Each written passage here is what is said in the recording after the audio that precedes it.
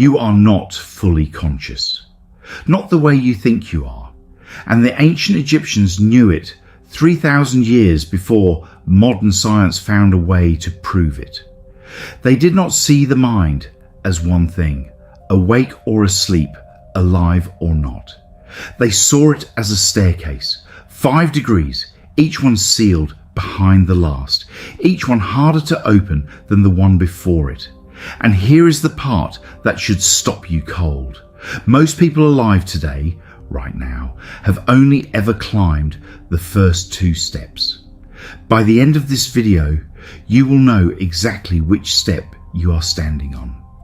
And you will understand why almost no one, not your neighbour, not your co-worker, not even most spiritual teachers, ever makes it past the 3rd. The Egyptians did not see the mind as a single flame that either burns or goes out. They saw it as a temple with sealed chambers, each one guarded, each one harder to enter than the last.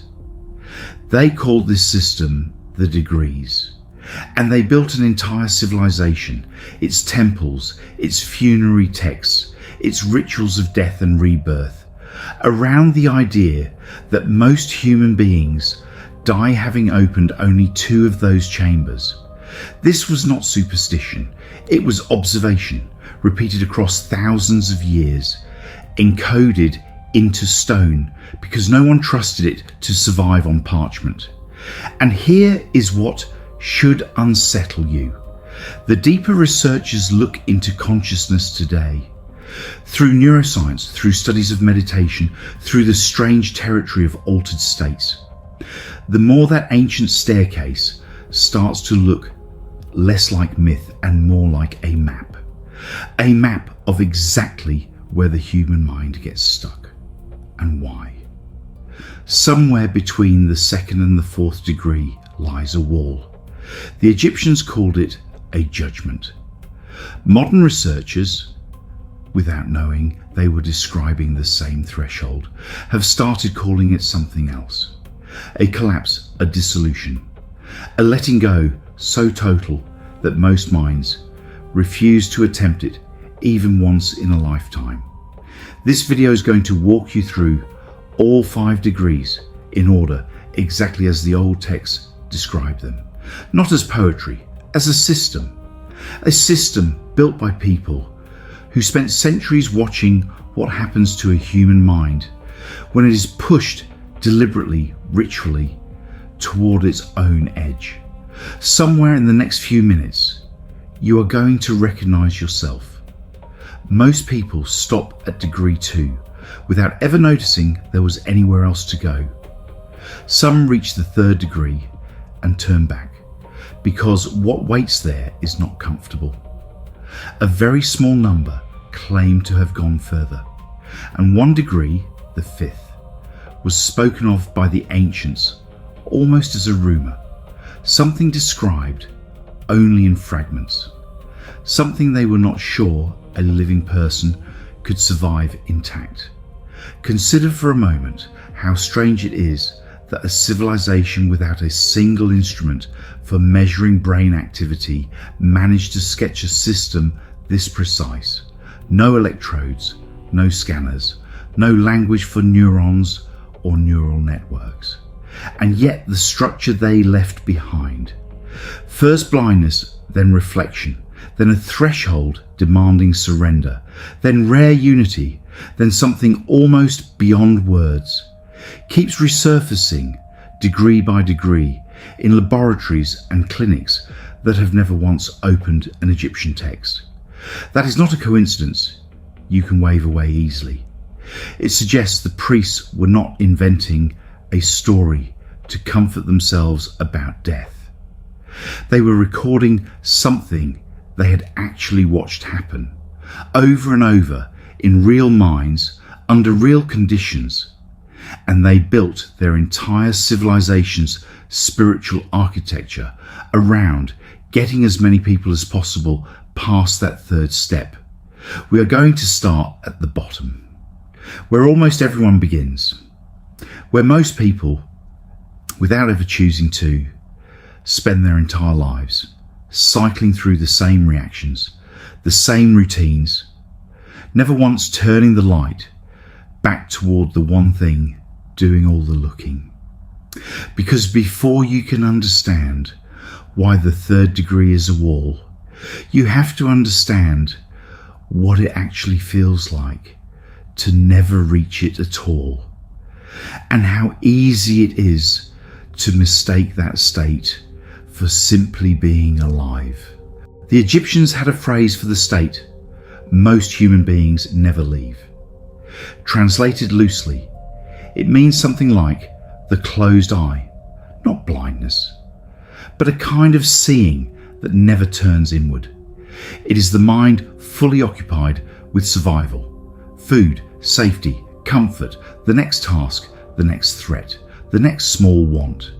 Awareness pointed outward, permanently, like a lamp that only ever lights the room in front of it and never once turns to examine the hand holding it. This is not an insult to the people who live here. It is in fact where every single human being begins. The infant does not reflect on its own hunger. It simply hungers. The animal does not wonder whether it is dreaming. It simply reacts to what is in front of it. The first degree is not a failure. It is the default setting of a nervous system, built first and foremost to keep its body alive.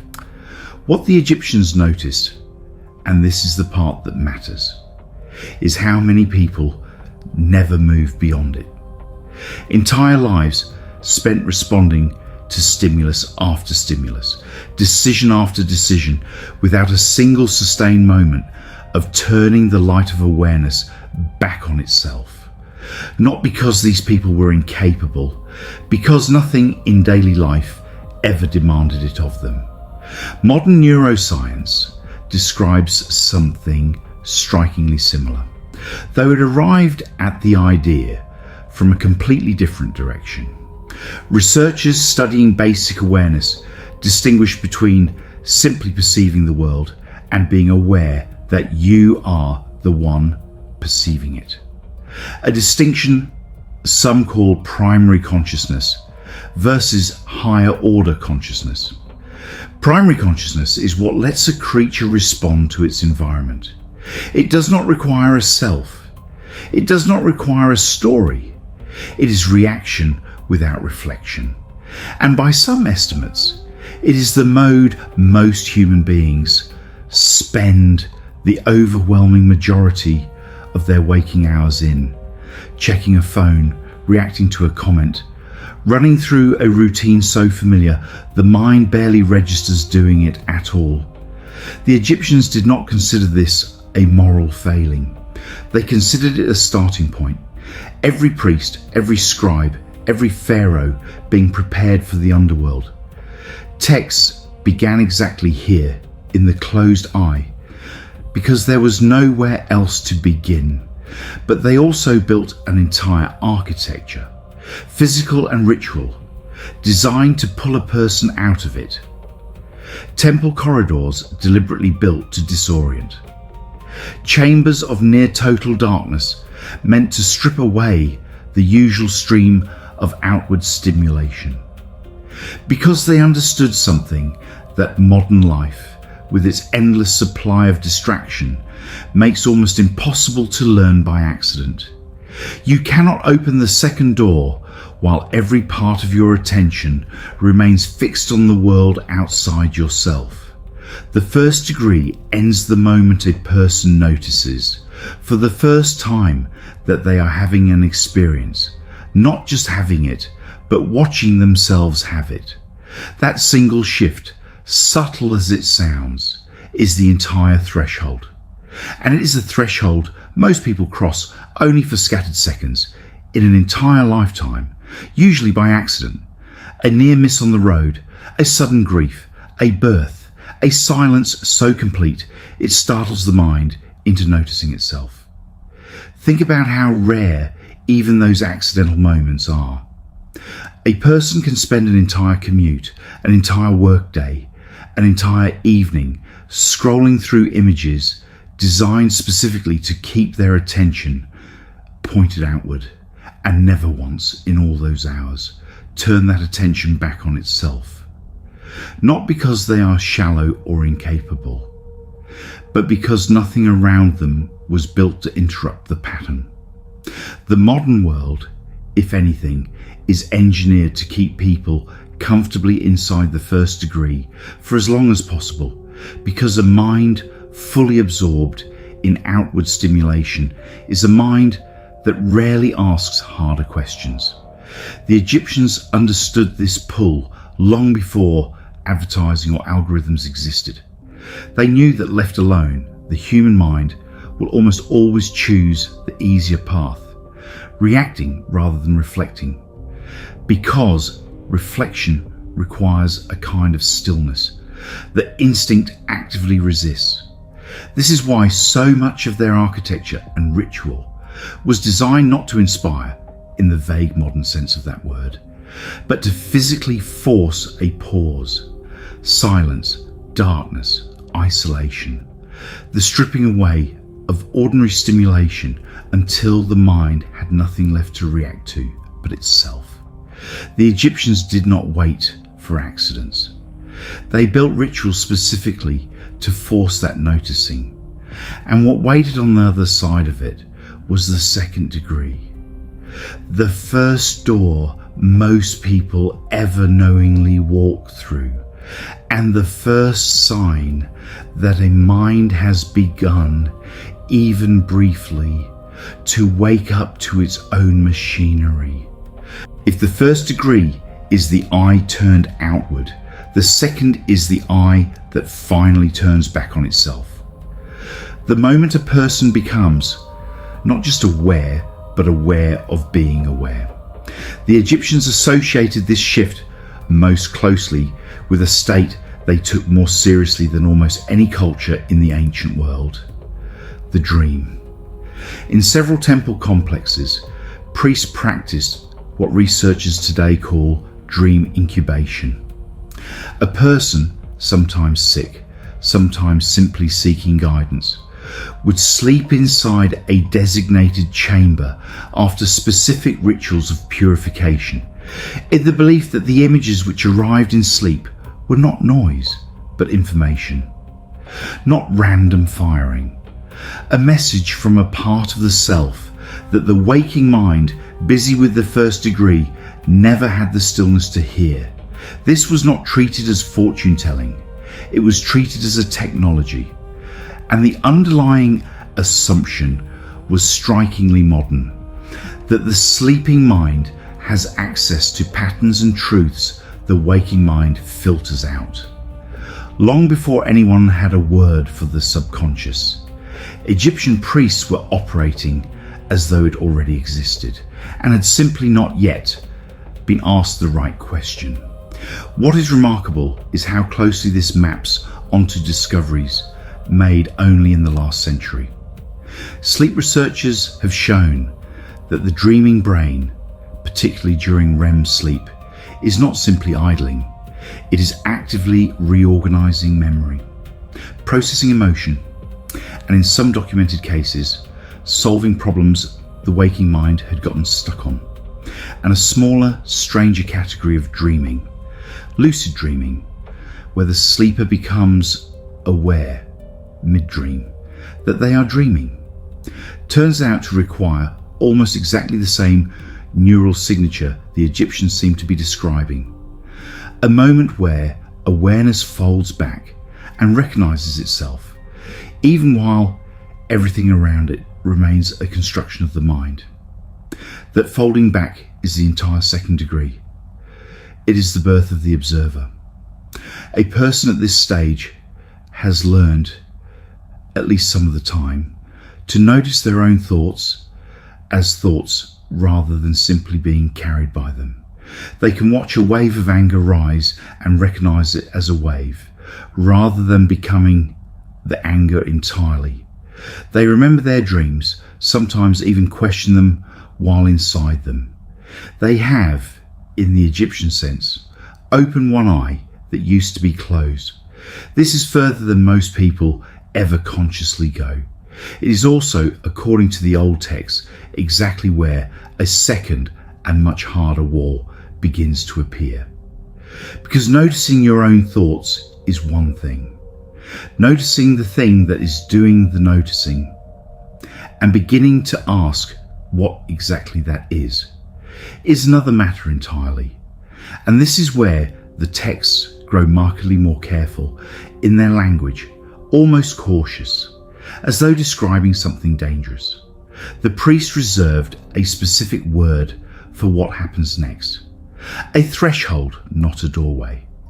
Doorways can simply be walked through.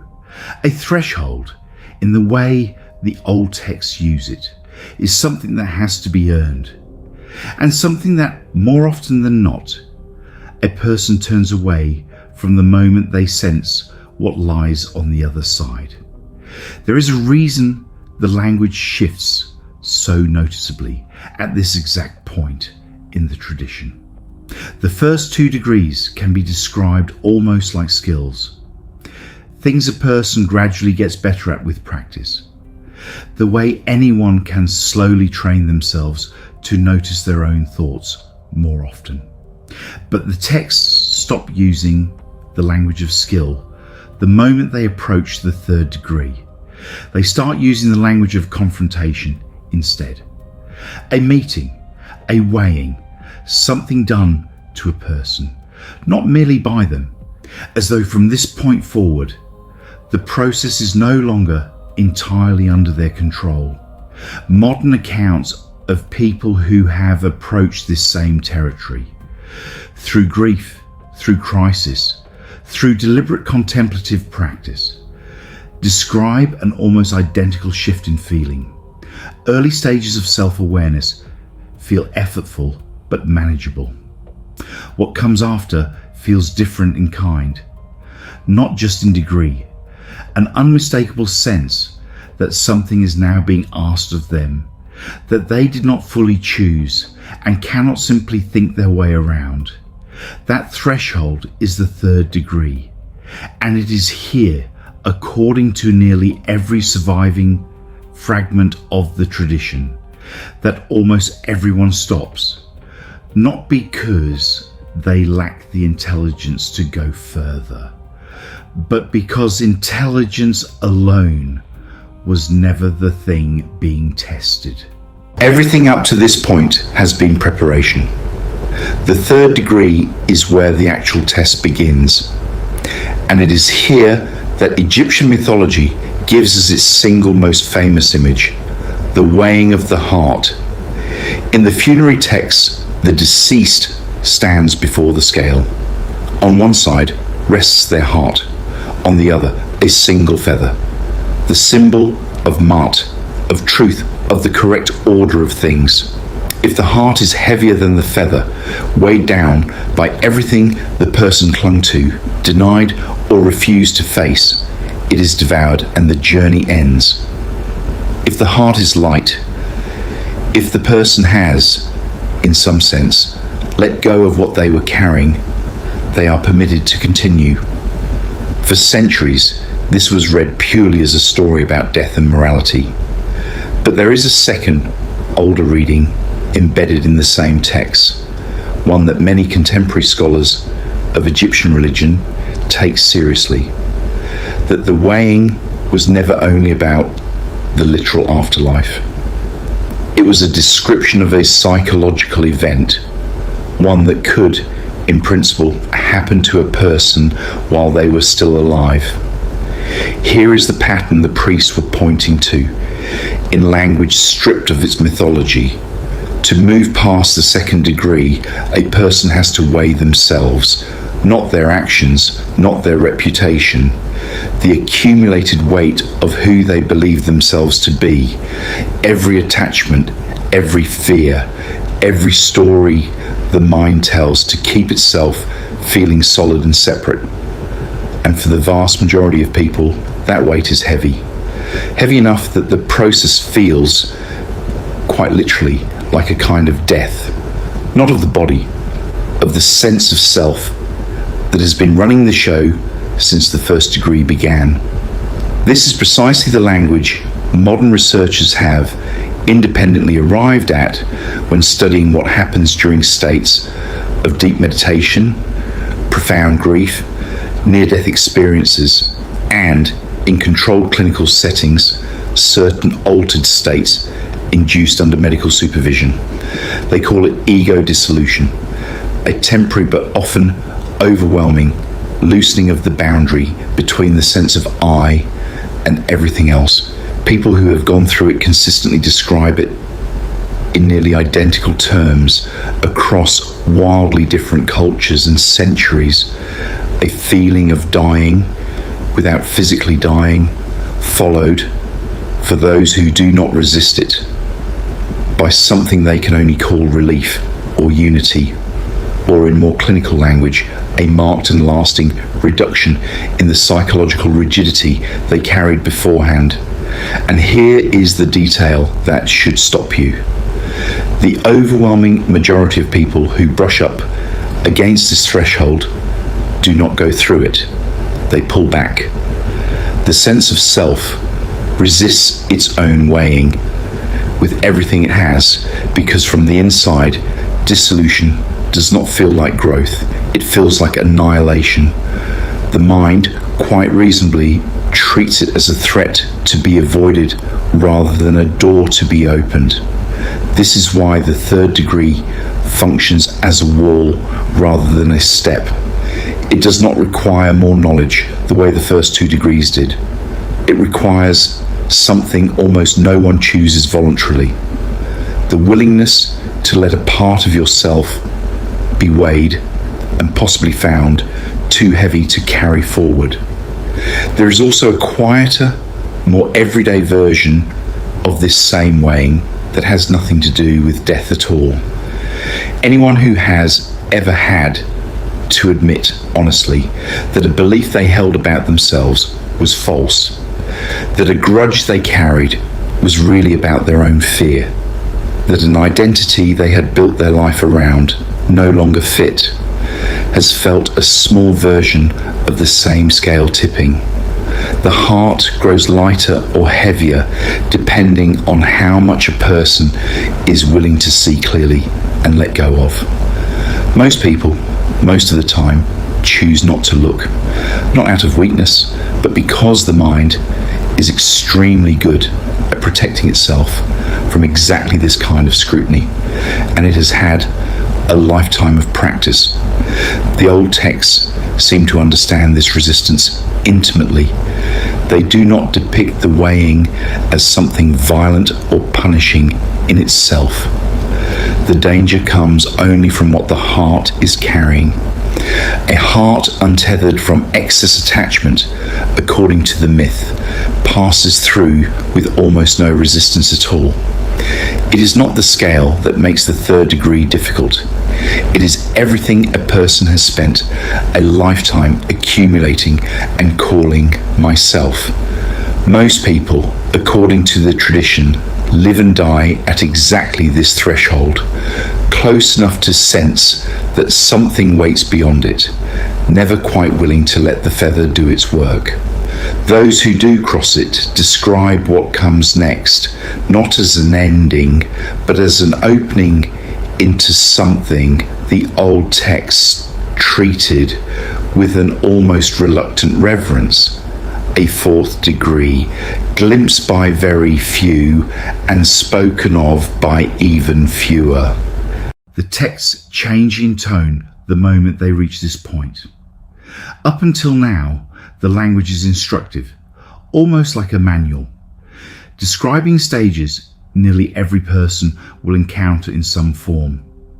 From the fourth degree onward, the tone shifts to something closer to testimony, as if the scribes were no longer describing a common human experience, but recording second-hand accounts of something rare enough that most of them had never touched it themselves.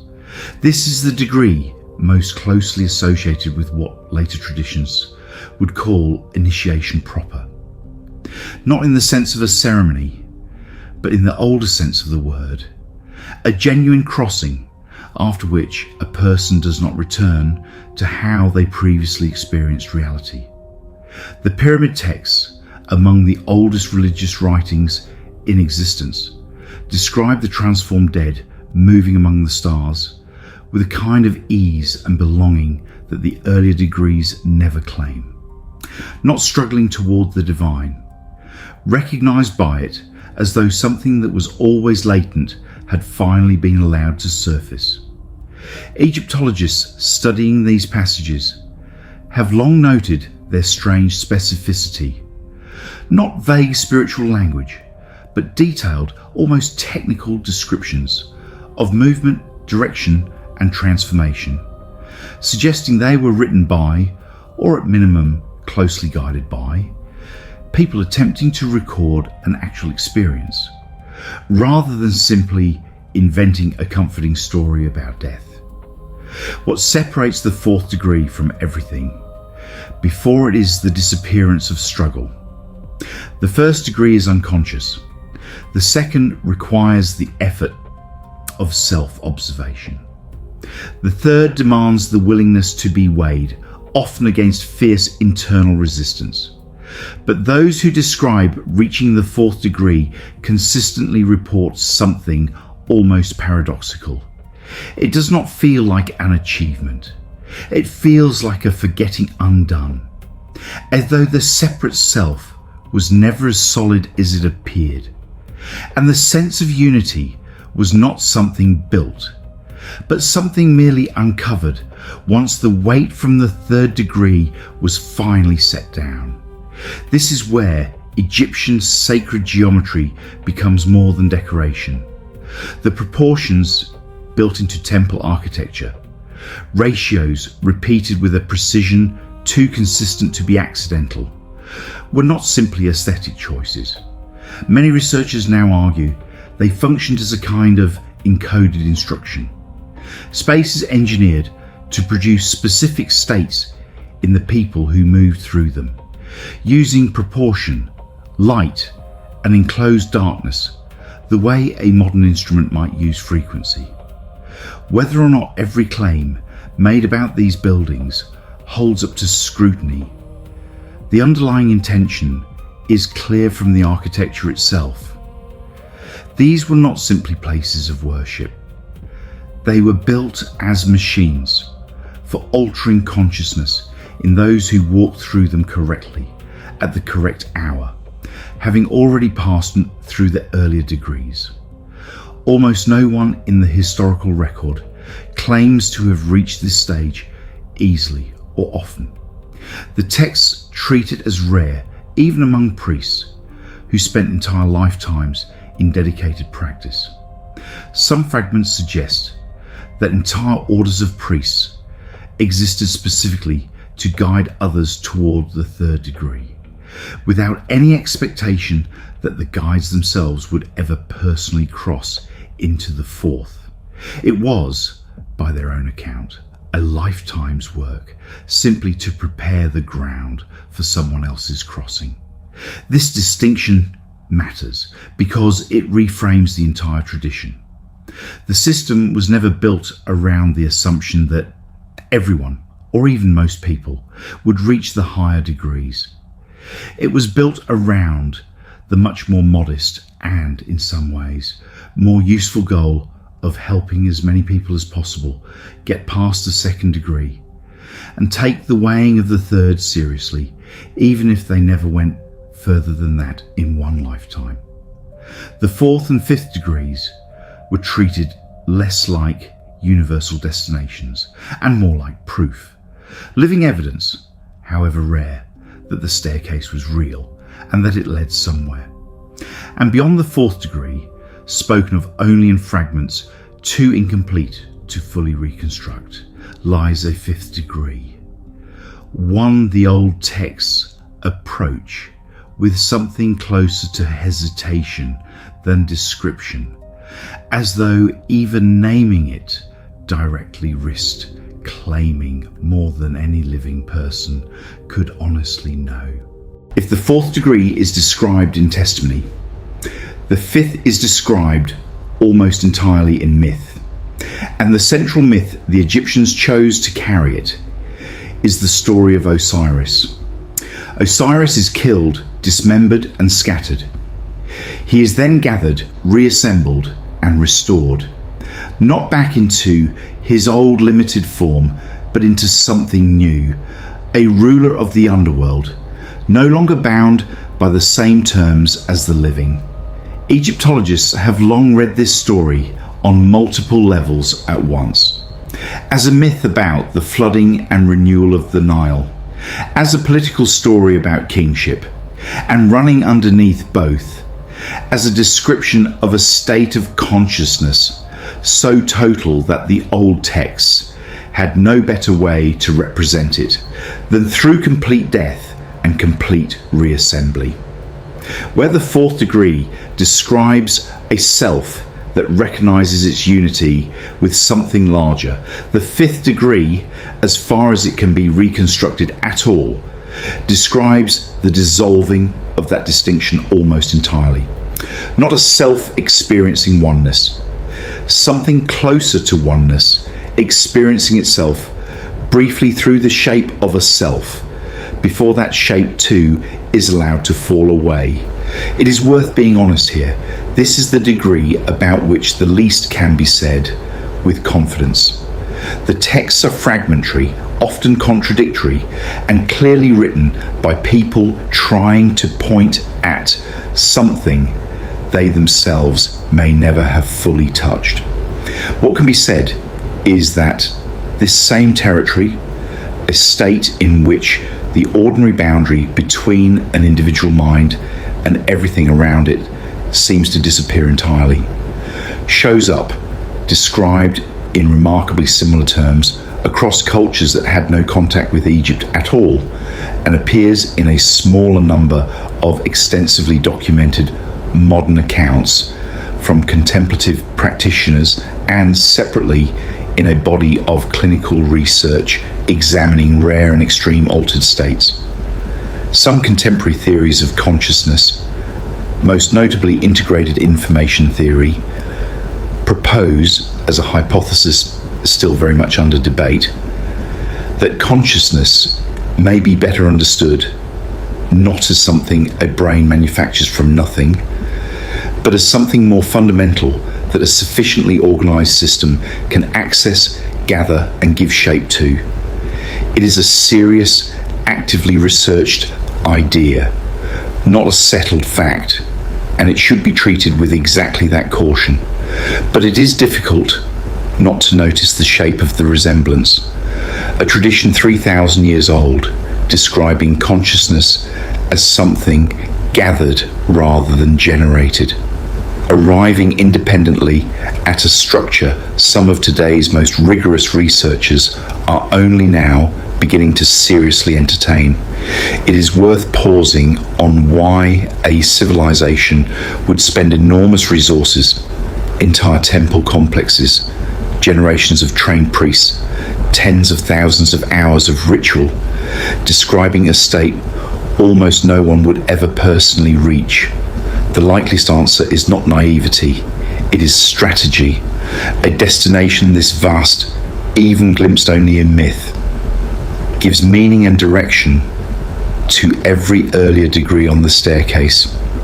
It is far easier to do the difficult work of the third degree, the actual weighing, when you have some sense, however mythic, however unproven, that there is somewhere real for the path to lead.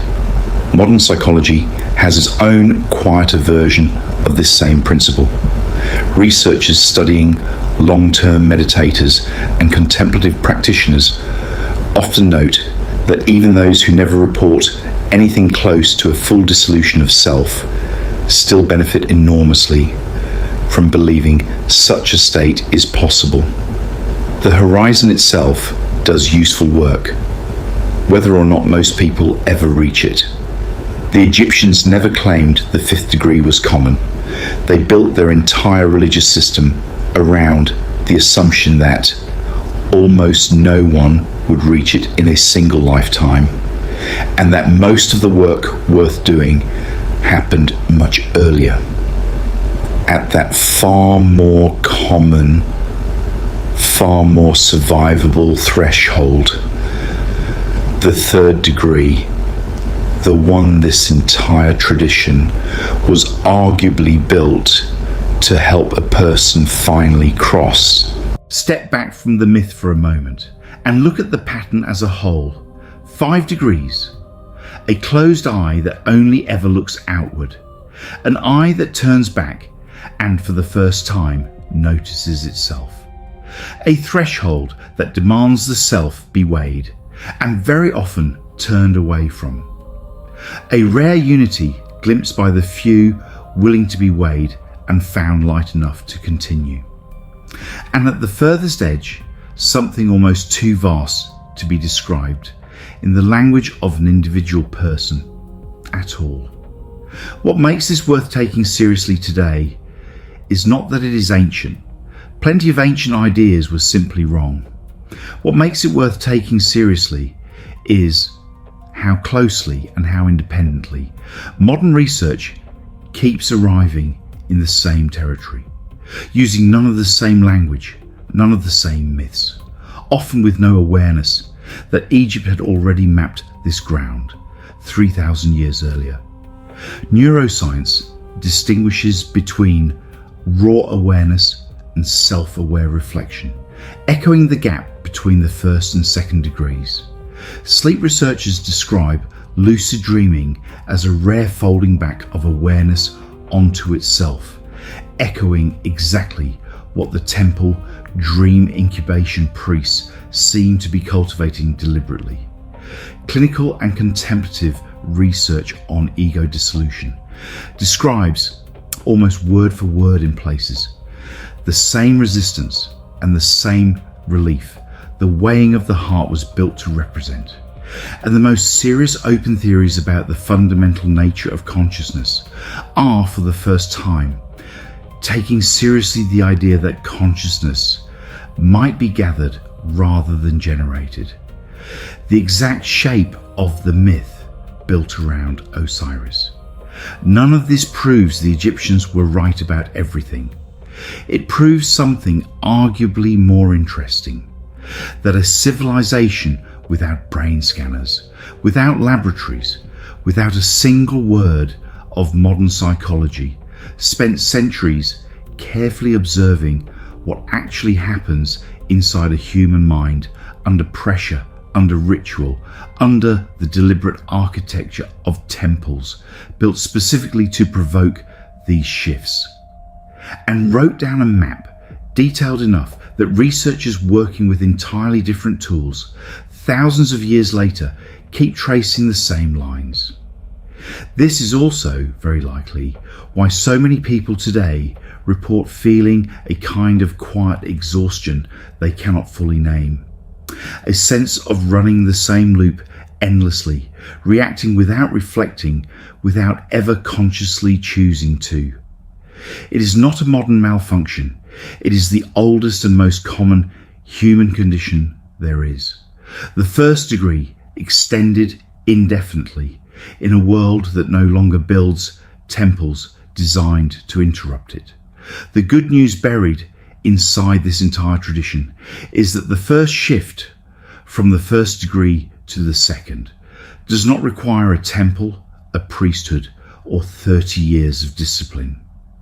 It requires one thing the Egyptians considered the beginning of everything: a single sustained moment of noticing that you are having an experience, rather than simply being carried by it. The second shift toward the threshold of the third degree asks more of a person, a willingness to look honestly at what they are carrying and to let some of it go without knowing exactly what will be left afterward. This is uncomfortable by design.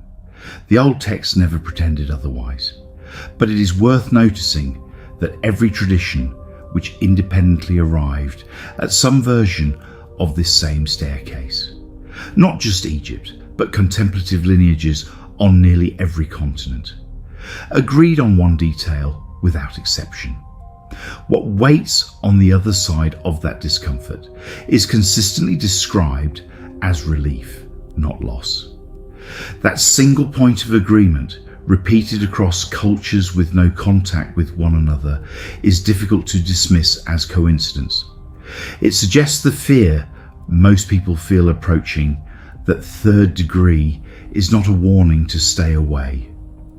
It is simply what a threshold feels like from the near side before it has been crossed.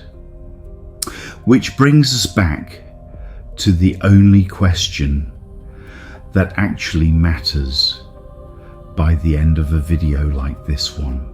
5 degrees, a closed eye that only looks outward, an eye that turns and finally notices itself, a threshold guarded by a scale where the self must be weighed and is very often found too heavy to continue, a rare unity glimpsed by those willing to be weighed anyway.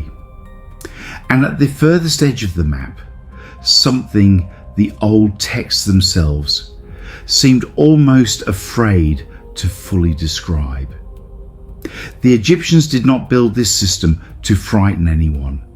They built it because they had watched, generation after generation, exactly where the human mind tends to get stuck. And they wanted to leave behind a map for the ones who came after them. 3,000 years later, that map is still here. And if the last few minutes felt uncomfortably familiar in places, that discomfort is worth paying attention to. It usually means you already know, better than you'd like to admit, exactly which degree you're standing in. Most people spend their entire lives at the first or second degree without ever realizing there was a staircase at all. You now know there is one. That alone puts you ahead of where you were about 45 minutes ago. It is worth saying plainly before we close. None of this requires you to abandon your life, your beliefs, or anything you currently hold true. The Egyptians themselves did not treat this staircase as something to be rushed. They treated it as something to be lived alongside, revisited across decades, approached a little more closely each time a person was ready for it. If tonight all this does is stay with you quietly for a while, that is exactly how it was meant to work. If this video opens something in you, the way it's meant to, do 2 things before you go. Hit like, so more people who are exactly where you were an hour ago have a chance to find this. And subscribe, because we go deeper into exactly this kind of territory every single week. The parts of ancient wisdom that modern science is only now catching up to. And before you leave, answer this honestly in the comments, because I genuinely want to know, which degree do you think you're standing at right now? And be honest, has anything ever pulled you close enough to the third to feel that weighing for yourself? A grief, a loss, a moment of silence that lasted longer than you expected. A moment where the usual noise in your head simply stopped for a while. Write it down below. You might be surprised how many people in these comments recognize exactly what you're describing, because the staircase, it turns out, is the same one almost everyone is quietly climbing, whether they've ever had a name for it or not.